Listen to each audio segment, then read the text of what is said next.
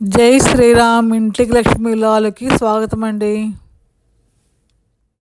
కాకరకాయ కూర కూడా ఎమ్మెగా చేసుకోవచ్చండి.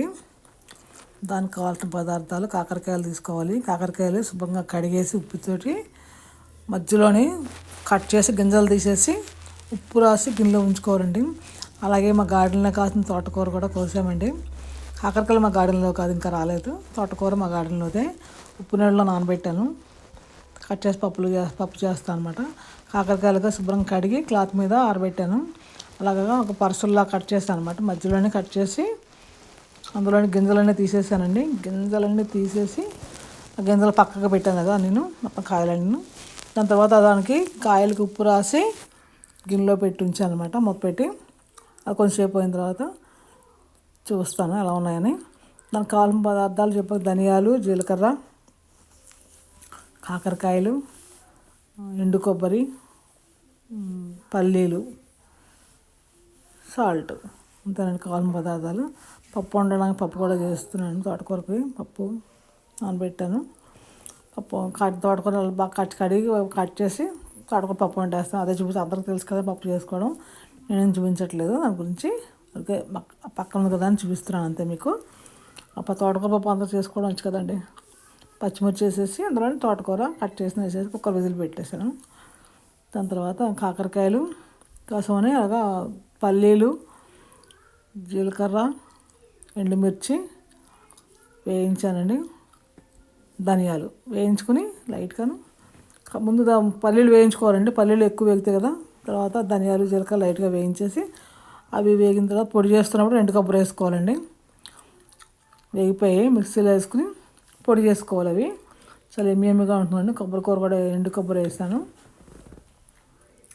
గుంటె కరివేపాకు కూడా వేసుకోవచ్చు అందులోని, కానీ అన్నీ వేస్తే ధనియాల స్మెల్, జీలకర్ర స్మెల్ రాదు, కరివేపాకు స్మెల్ వస్తుంది. అవి వేయలేదు నేను. కావాలంటే వేసుకోవచ్చు, దానివల్ల నష్టమేం లేదు. వేసుకోవడం వల్ల వేసుకోవచ్చు. అలా లైట్గా వేయించేసి ఒకసారి చల్లారిన తర్వాత మిక్సీ పట్టుకోవాలండి. మిక్సీలో ఉల్లిపాయలు కూడా ముందు మిక్సీ పొడి చేసుకోవాలండి. ముందే ఉల్లిపాయలు వేసేస్తే అది ముద్ద అయిపోతుంది.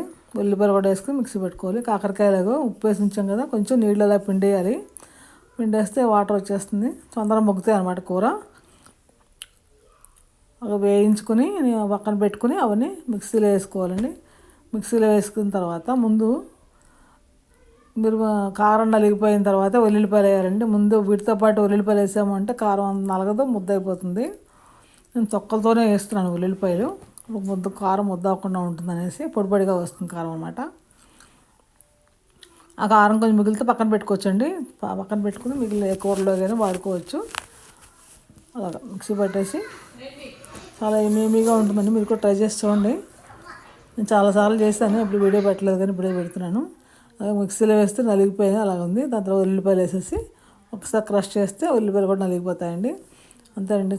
సాల్ట్ వేసుకుని సాల్ట్ చూసుకోవాలి సరిపోయిందా లేదా అని. నేను సాల్ట్ తక్కువైందని కొంచెం సాల్ట్ వేసి మళ్ళీ మిక్స్ చేశాను అనమాట. కలుపుతుంది, మిక్సీలో వేస్తే బాగా కలుస్తుందని మిక్సీ వేసాను ఒకసారి. దాని తర్వాత కాయలు ఇలా పెట్టుకోవాలండి. కాయల్లో అలాగా గింజలు తీసేసాం కదా, ఆ కాయల్లోని పెట్టుకోవాలి. కారం అంతా నిండా కూరుకోవాలండి. నిండా పెట్టుకో అన్ని కాయలకి అలా పెట్టేసాను. స్టవ్ వెలిగించి స్టవ్ మీద బాండీ పెట్టుకుని దానిలోని వేరుశనగ నూనె లేకపోతే పల్లి నూనె కానీ లేకపోతే నువ్వుల నూనె కానీ వేసుకోవాలండి. వేసుకుని అందులో అలా కాయలన్నీ వేసేయాలి. కాయ మూత పెట్టి పైన దాని మూత పెట్టలేదు, ప్లేట్ కొంచెం పెట్టి కంచంలోని నీళ్ళు పోస్తున్నాను. లేకపోతే మాడిపోతుంది, కూర ఉడకదు. అందుకని అలా నీళ్ళు పోస్తే మెల్లిగా మగ్గుతుందండి. అదిగో మధ్య మధ్యలో చూసుకుంటూ ఉండాలి. ఆయిల్ వేగిన తర్వాత అటు తిప్పుకుని ఒకసారి స్పోక్తో చూసాను అనమాట ఉడికిందో లేదో అనేసి.